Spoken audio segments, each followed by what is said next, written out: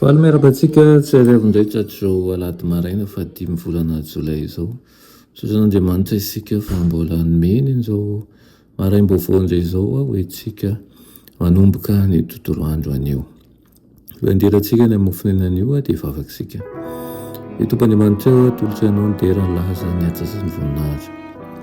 Tsolotranao izay satria tombontsoa lehibe no nanay miaraka aminao anio. Ngataka aminao raha io mba hiasa ao anatinay. Mba zahoanay vokatsoa hatrany ny fandraisana ny teninao aminaran'i Jesosy. Amen. Raha tena mofonenantsika androany dia manao hoe ny fanompoam-panahy mety ataontsika. Nalaina amin'ny Romana 12:1 manao hoe koa amin'izany mangataka aminareo ary rahalahy noho ny famindrapon'Andriamanitra mba hatolotrareo ny tenanareo fanatitra velona masina sy tsakan'Andriamanitra dia fanompoam-panahy mety ataonareo izany. Amen.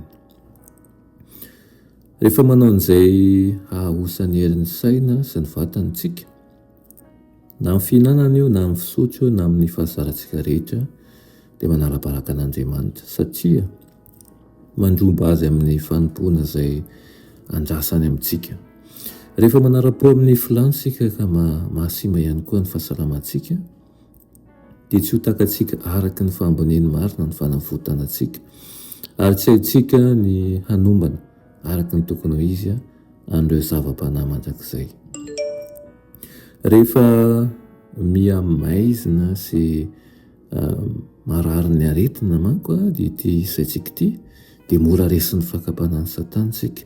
Ny fihinanana sakafo tsy mahasalama mba hanomezana fahafapo-ny atenda-kanina dia manimbatsimbana amin'ny vatana ihany koa ny fikorinan'ny rà dia miteraka fahosana eo amin'ny ravokozatry ny vatana izany ary manjary tsy manam-paharetina sy fitiavana marina vokatry ny fo ilay olona na ny vatana na ny saina na ny fondran-tena dia lasa osa avokoa noho ny fananara-po amin'ny atenda-kanina.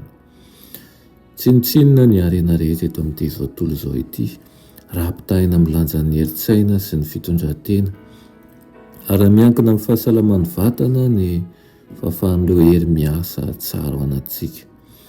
Koa zava-dehibe indrindra izany no fahafantarantsika ny fomba hitandronan'ny fahasalamantsika mba hatanterantsika ny adidintsika izay apetraka amintsika. Mazava tsara ny lalàn'Andriamanitra. Tsy misy aloky ny fisalasalana afaka manamaizana an'izany fa ny fahazaran-dratsy izay mandeha amin'ny saina no mahatonga an'izany anjavozavo amin'ny olona. Dia ampianatra antsika ny mazava-dehibe ny fahalalana onona amin'ny zavatra rehetra Andriamanitra. Ny fahalala onona izany no nahatonga ny ray aman-drenitsika voalohany lavo ka niala tamin'ny fahamasinana sy ny fahasambarana ihany koa noho ny nandikany ny lalàn'Andriamanitra. Dia toy izany ihany koa anefa ny fahalalana olona amin'ny zavatra rehetra dia hitaherin'ny herintsika ho salama indrindra araka izay azo atao dia hitarika ho amin'ny asa tsara amin'ny fitandremana ny lalàny ny fisainana.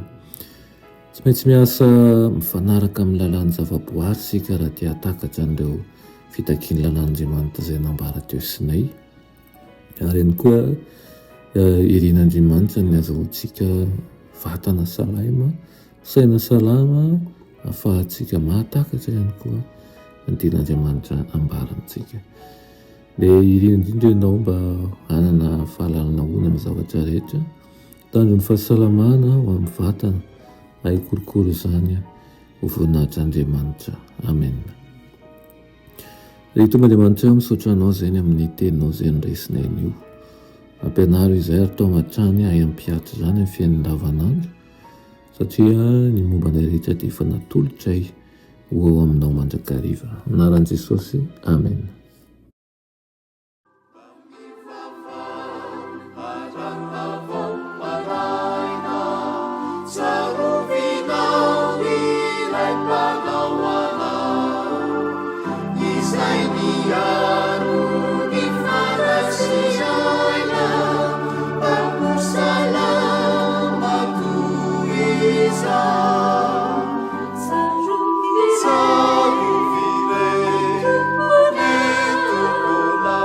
Savior.